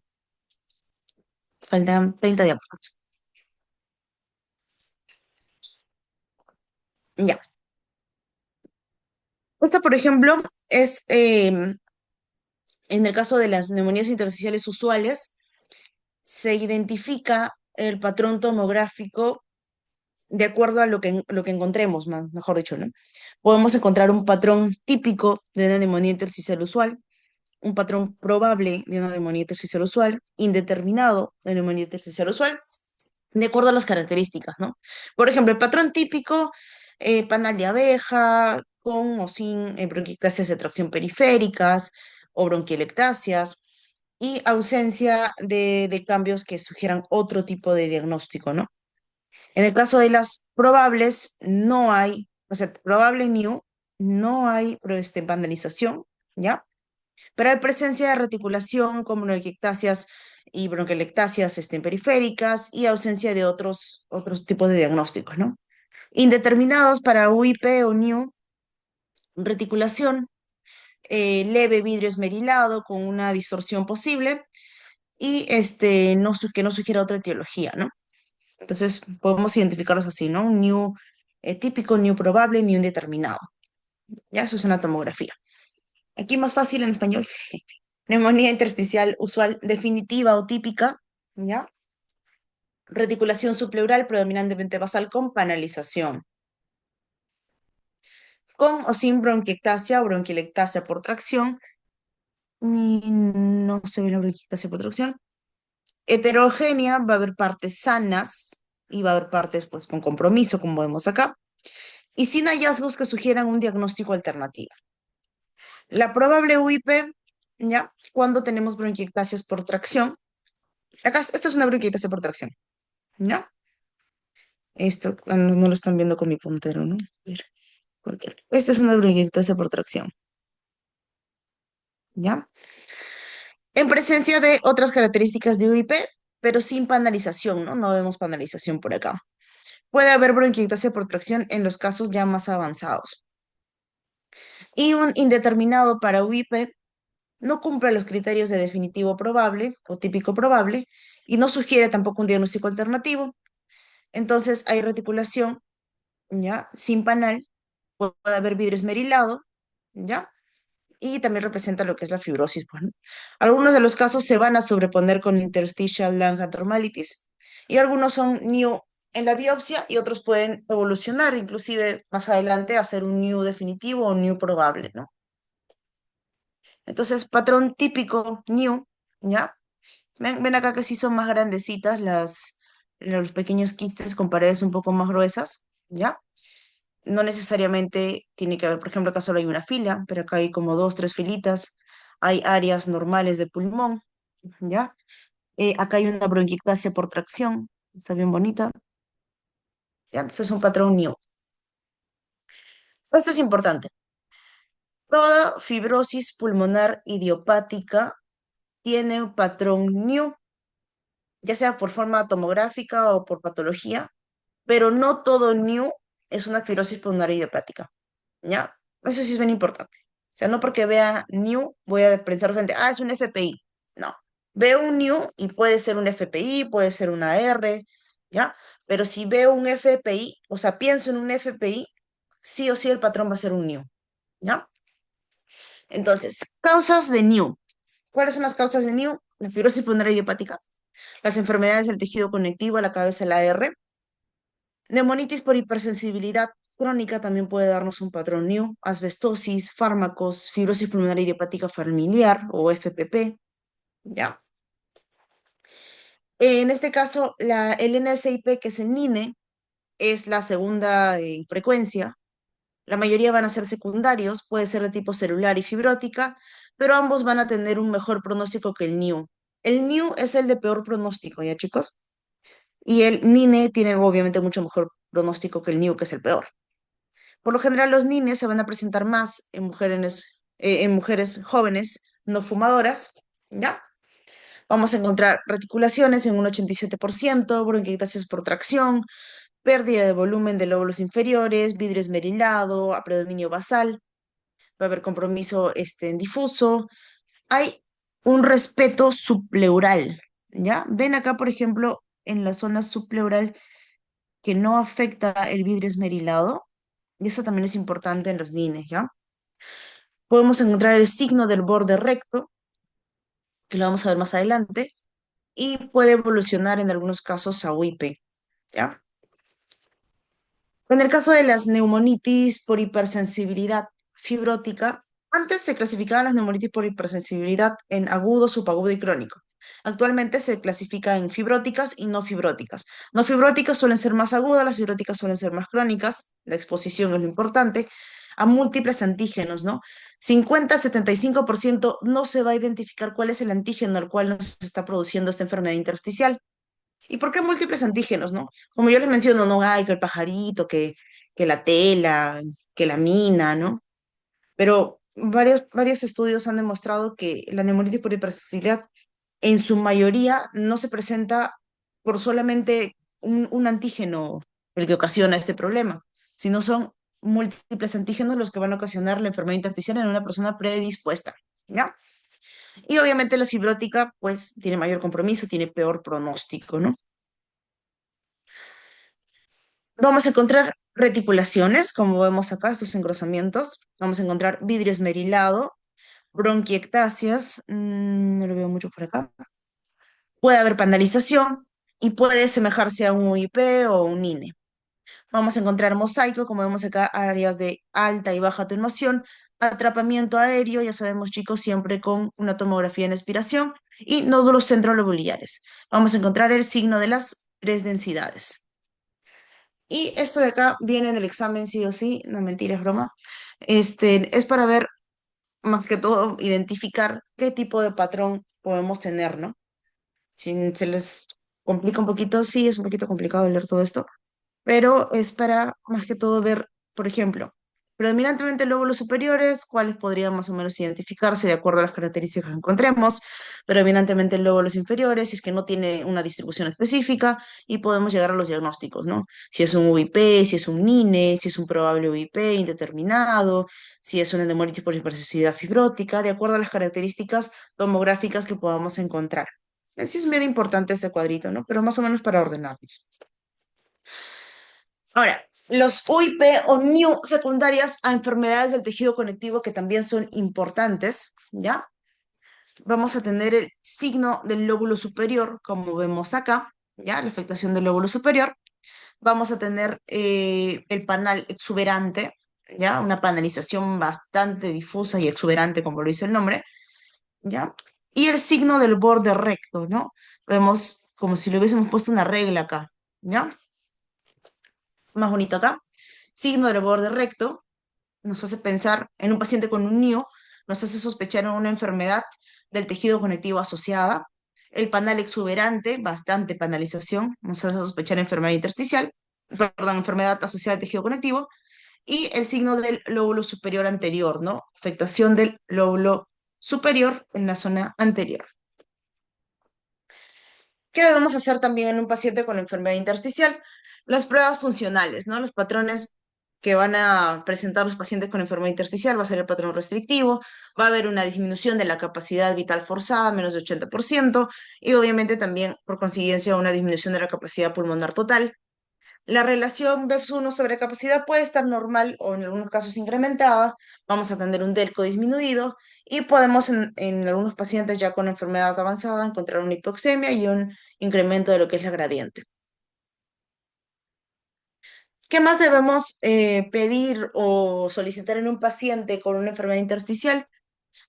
Por ejemplo, análisis sanguíneos para identificar eosinofilias, para identificar, o mejor dicho, solicitar lactato deshidrogenasa, eh, si tenemos dosaje de calcio, si es que podemos dosar lo que es en CPK, para ver si tiene dermatomiositis, polimiositis, factor reumatoideo, bueno, ya todo el perfil autoinmune que vemos por acá, ¿ya? Nos hace sospechar en diferentes enfermedades, ¿no? Ana tiene casi todos, ¿no? Factor reumatoideo, una artritis reumatoide puede estar presente en Sjögren, el anti-CCP para artritis reumatoide, anticentrómero para esclerosis sistémica, ROLA para Sjögren, para poder también ver lupus, RNP lupus, enfermedad del tejido conectivo, Smith lupus, ¿ya? Entonces todos los anticuerpos, en realidad los pacientes con enfermedad intersticial solicitamos un perfil ENA, ¿ya? Un perfil ENA trae la mayoría, 43 antígenos, si mal no recuerdo. También hay de 9, ya, pero el más, obviamente el que va a tener más antígenos, pues nos va a ayudar a identificar más, la posibilidad de otro tipo de, a menos que sospechemos en específico, ¿no? Tiene dolor articular, ¿no? Tiene un NIU, ya probablemente sea un AR, ¿no? Entonces ahí solicitamos algo más específico que sea el anti-CCP, factor reumatoideo, ¿no? Pero si es que no tenemos una identificación de qué enfermedad autoinmune podríamos tener, pues solicitar el perfil ENA sería lo más ideal. Podemos apoyarnos en algunos casos en que la tomografía no es concluyente, la clínica no es concluyente, de la biopsia pulmonar, tanto por cirugía o por criobiopsia. La criobiopsia es un procedimiento que se realiza por broncoscopía, ¿ya? En vez de introducir una pinza para hacer una biopsia, se introduce una sonda que es para criobiopsia, que lo que hace es congelar un pedazo del tejido y los bordes que congela se desprenden, ¿no? Y arrancamos un pedacito de pulmón congelado, ¿ya? Entonces todo lo que queda alrededor en el pulmoncito, por así decirlo, entre comillas, se cauteriza, ¿no? Y es un volumen de muestra mucho más grande que el de una biopsia convencional, ¿no? La criobiopsia en los casos de PIT sí está indicado para ayudarnos a confirmar el patrón histológico, ¿no? También podemos hacer uso de la broncoscopía con lavado, ya en algunos casos para ayudar más que todo a orientar a algunos tipos de diagnóstico o que sospechemos, por ejemplo, en una neumonitis por hipersensibilidad, vamos a encontrar que en el lavado bronquialveolar va a haber una linfocitosis más del 30%, va a haber una inversión del cociente linfocitos TCD4, CD8, ¿ya? E inclusive en otros tipos de enfermedades intersticiales podemos encontrar diferentes diferenciación de linfocitos, presencia de eosinófilos, ¿ya? En un lavado bronquialveolar. El diagnóstico entonces siempre se va a hacer con historia clínica detallada. Debemos identificar tanto las exposiciones ambientales, ocupacionales, de fármacos, identificar síntomas sistémicos para sospechar de enfermedades del tejido conectivo. Debemos realizar una tomografía y ver que ésta sea compatible con algún tipo de patrón tomográfico. Debemos realizar pruebas funcionales para ver en qué estado se encuentra el paciente. Y también es importante ver las pruebas funcionales para qué. Para poder determinar, por ejemplo, que si el paciente que tiene una enfermedad intersticial, N enfermedad intersticial, si es que desarrolla, o mejor dicho, tiene una fibrosis pulmonar progresiva. Como les expliqué al inicio, la fibrosis pulmonar progresiva pues, puede dar en cualquiera de las enfermedades intersticiales y va a haber, vamos a ver los criterios en unas diapositivas más adelante, pero va a haber un deterioro, ¿no? Tanto clínico, imagenológico y de pruebas funcionales. Entonces es importante tener al diagnóstico un estudio funcional de base, por así decirlo. También biopsia pulmonar cuando no nos defina una tomografía y discusión multidisciplinaria, ¿no? Los equipos multidisciplinarios, que es algo que se está eh, incrementando, por así decirlo, en número en todas las unidades donde se ve fibrosis pulmonar, ¿ya? Aquí un poquito más didáctico, más fácil de ver eh, en qué pacientes, por ejemplo, sospechar, ¿no? Neumonía intersticial no específica, ¿no? Por lo general asociados a colagenopatías, ¿ya? Vidrio esmerilado, puede haber panal en algunos casos, neumonía intersticial aguda, ya mal pronóstico, neumonía intersticial linfoide, criptogénica, más o menos datitos que pueden ayudarnos a sospechar, ¿no? ¿Cuál es el tratamiento del EPIT? En general, suspender la exposición o fármaco causal, si es que esa es la etiología de nuestra enfermedad intersticial.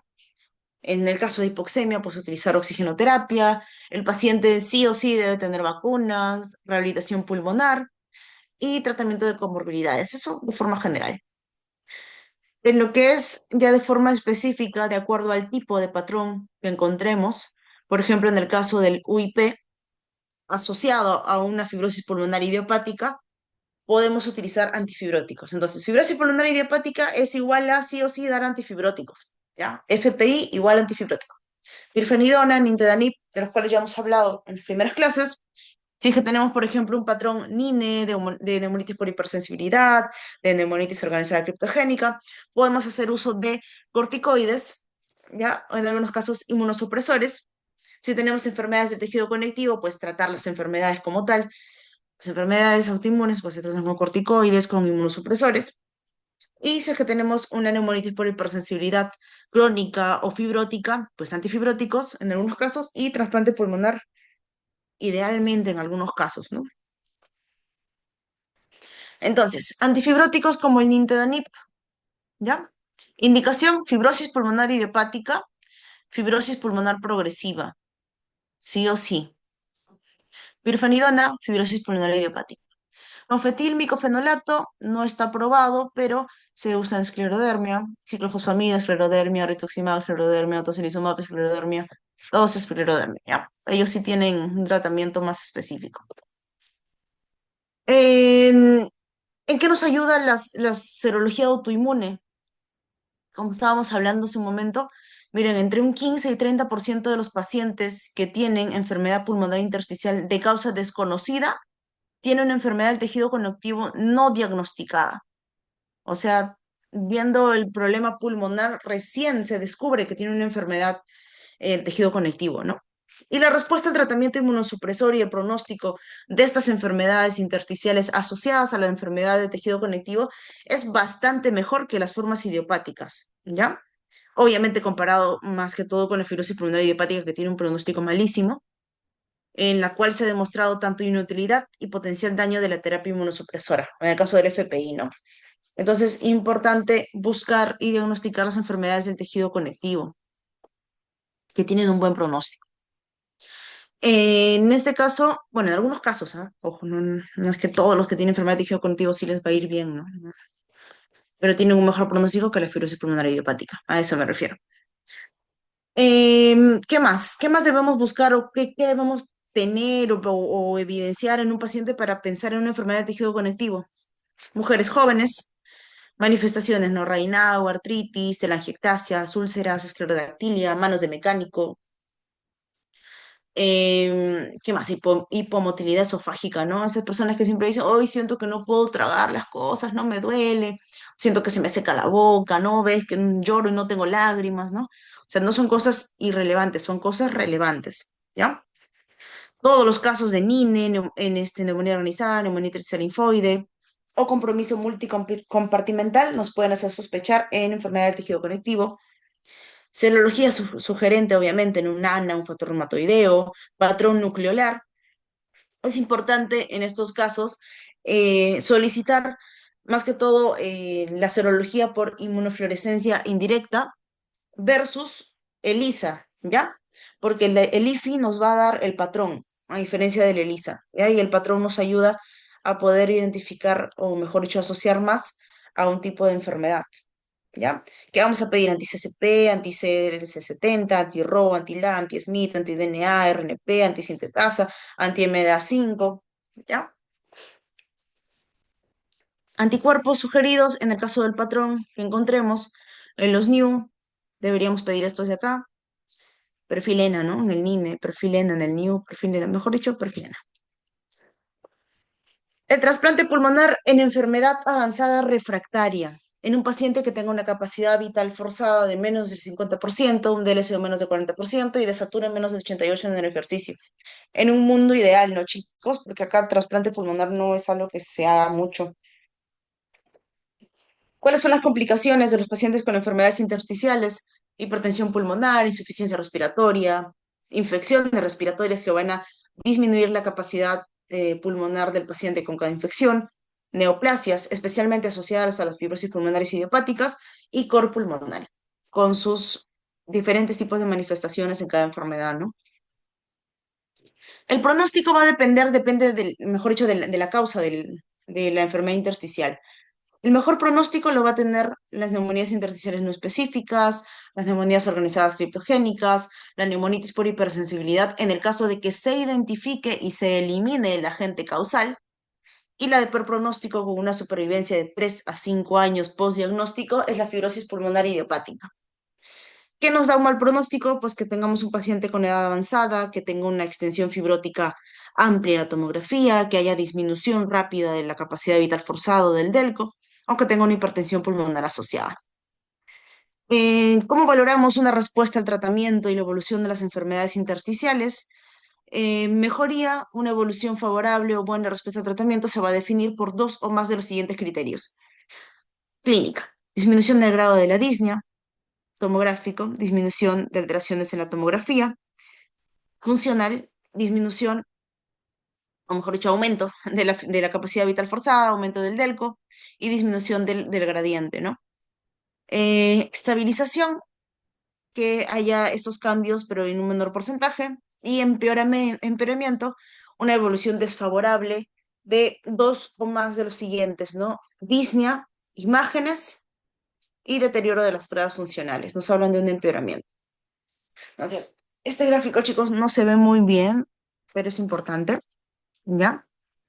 Las enfermedades pulmonares intersticiales, si tenemos una fibrosis pulmonar idiopática, sí o sí va a tener una fibrosis progresiva.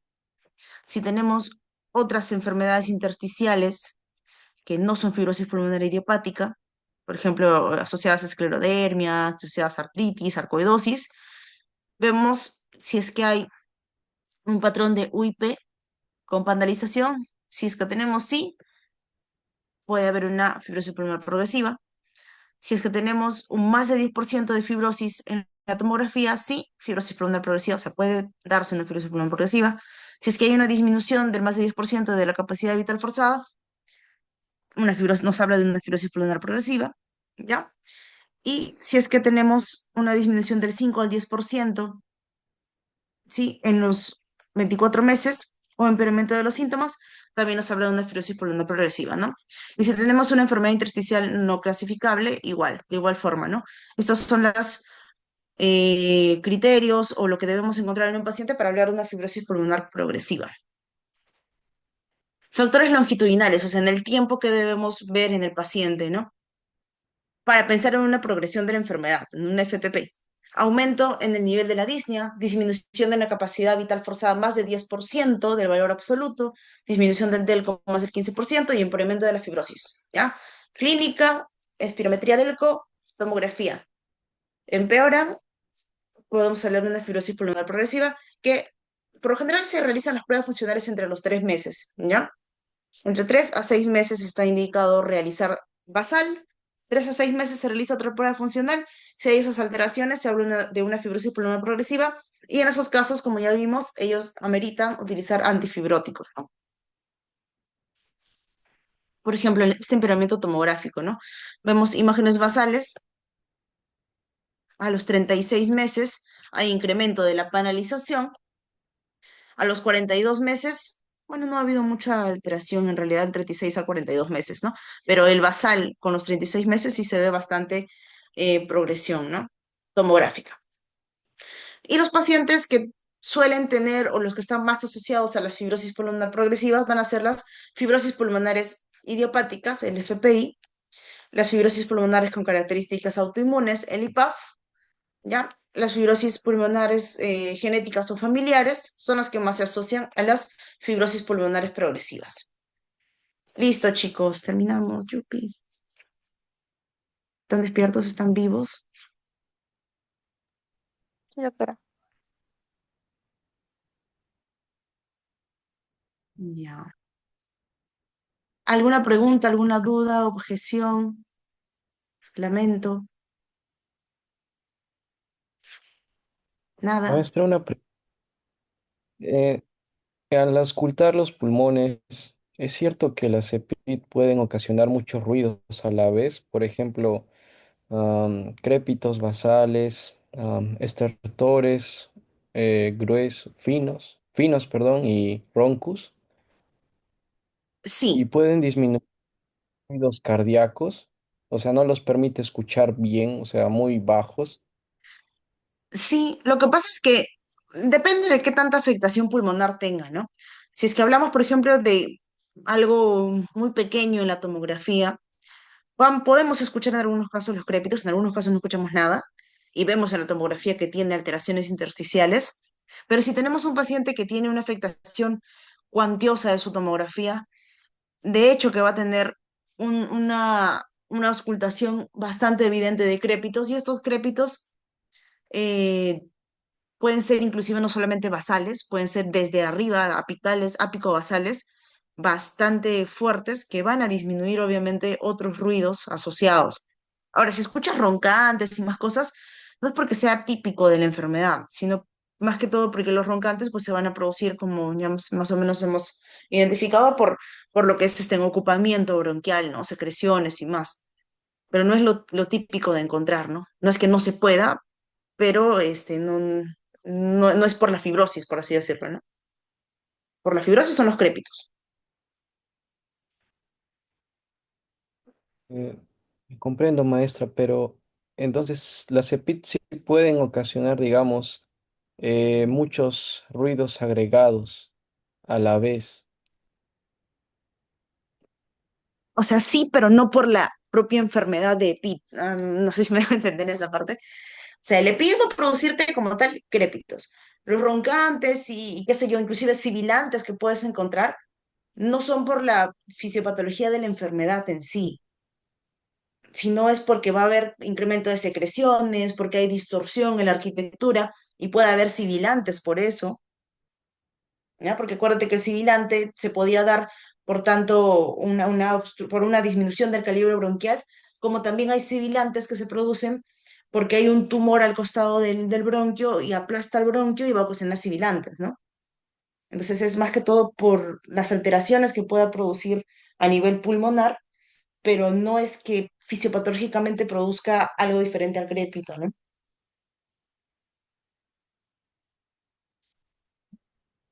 Sí, sí, maestra. Muchas gracias. ¿Alguna pregunta más, chicos?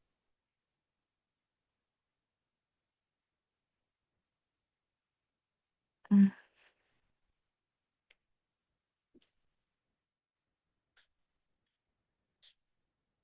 Ya no hay más preguntas entonces. Doctora, Chicos, ya disculpe, dieron el ¿dará? examen, ¿no? Sí, sí, eso le quería consultar. ¿Dará retro del examen? No me han pasado las notas todavía. Esto que les pido hace días y no me las han pasado. ¿Cuándo anda el examen? El domingo, creo, ¿no? Sí. Y hoy estamos miércoles, ¿no? Yo creo que les doy mejor la retro con las notas. ¿Está bien?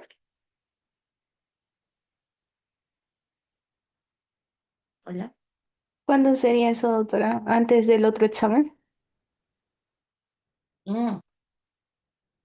¿Cuándo es su otro examen? ¿Ya les han dicho? La otra semana. No me han dicho cuándo. ¿Cuándo les han dicho? O sea, ¿para cuándo va a ser?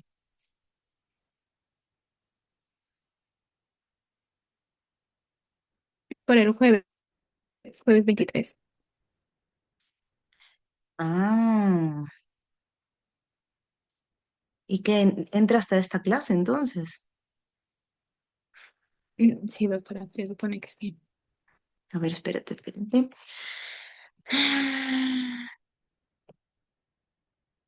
Mm, ¿Ya? ¿Solamente va a entrar dos clases?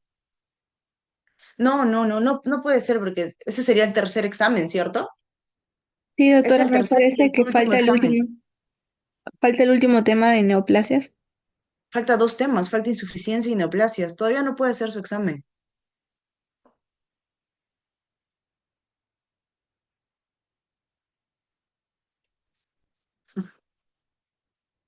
No, en serio, o sea, a mí me dijeron fechas también, no recuerdo exactamente, pero yo doy tres exámenes, ya vamos dos. Y ya hemos dado examen hasta la clase 9 que es SAOS, efusión y neumotórax. No creo que solamente va a entrar en este examen hipertensión, o sea, de nuevo, hipertensión y EPIT. Ya es el tercer y último examen, entonces no habría examen de insuficiencia, neumonía, perdón, de neoplasias. No, tiene que ser terminando todo. Doctora, Sí, pero en ¿no? total son 4 exámenes. Bueno, según No, el son Excel que tres nos han conmigo. mandado. El cuarto es con patología, con Ah, anatomía patológica, perdón. O sea, conmigo son tres exámenes y el cuarto examen que tienen es de histología. sí, sí, con la patóloga. Sí, ¿no? Espérate, déjeme buscar el cosito, que no sé dónde lo guardé.